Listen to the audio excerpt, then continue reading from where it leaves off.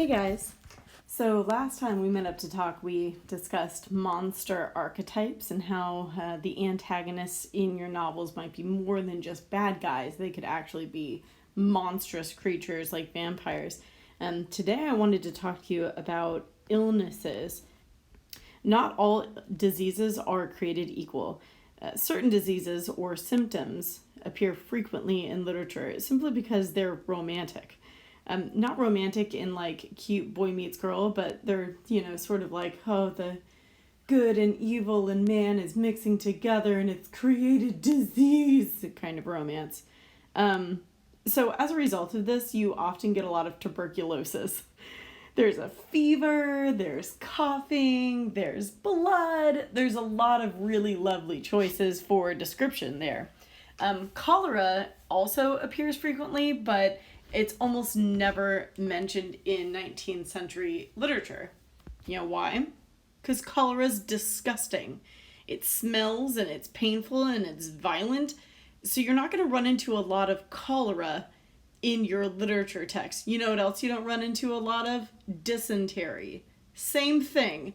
Now, these are terrible diseases and they definitely cause affliction and they can certainly be life-threatening, but they're not cute for descriptions. So you just don't run into them a lot in literature. A good disease in literature should be picturesque. Okay, so let's talk about consumption. This is probably not something that we've had a lot of experience with our 21st century, world or whatever. But okay, think about consumption. Coughing up a lung is just disgusting, okay? So you don't get a lot of mention of that terrible disease. But tuberculosis, on the other hand, makes the skin pale, almost translucent, and it brings dark circles under the eyes, and then you get handkerchiefs that are just covered in bright red, crimson blood. So you can see why many literary characters are afflicted with tuberculosis. And even if it's not TB in particular, you often get hints of these diseases.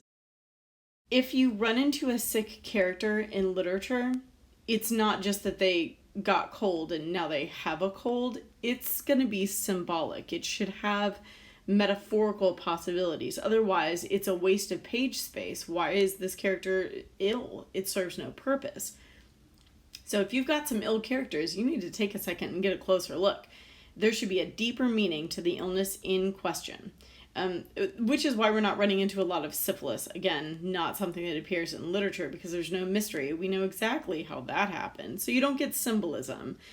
It's too literal to be symbolic, so you're not going to run into something like that.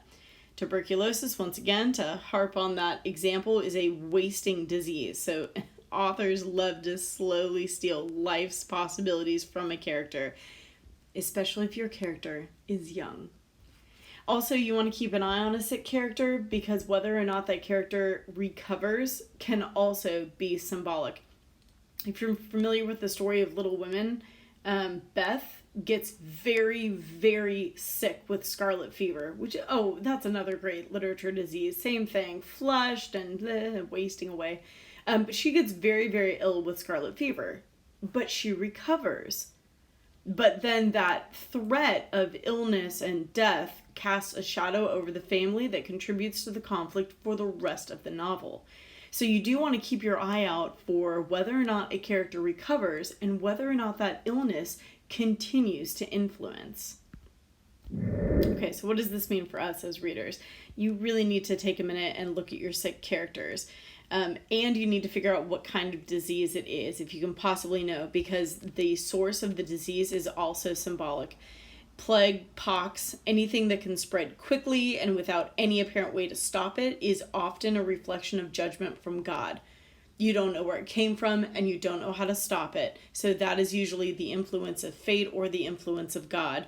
And it might mean judgment and not necessarily for the character who is sick. Remember, you can't take things too literally. Sometimes a character's sickness is judgment for someone else's sin.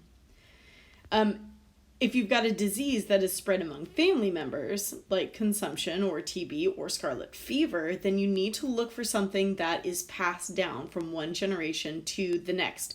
Think of like a father who is suffering, think of a child who is suffering for his father's mistakes. And if you've got an airborne disease like malaria, or even if you've got like the common cold, something like that, that's airborne, that's often associated with a judgment from society. Gossip, a lost reputation, and once again, you do want to be on the lookout for whether or not that character recovers.